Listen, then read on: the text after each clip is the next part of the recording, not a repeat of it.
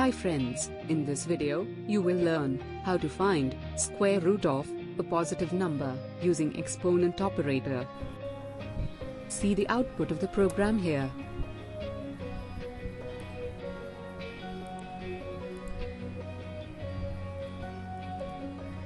Let's see how the program works.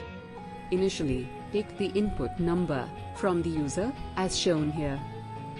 We store the input number in variable called num and find the square root of the number using the exponent operator.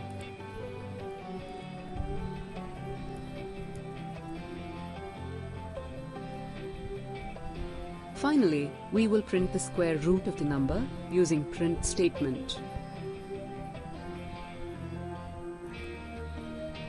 Very simple program, right? Now we can check the output of the program.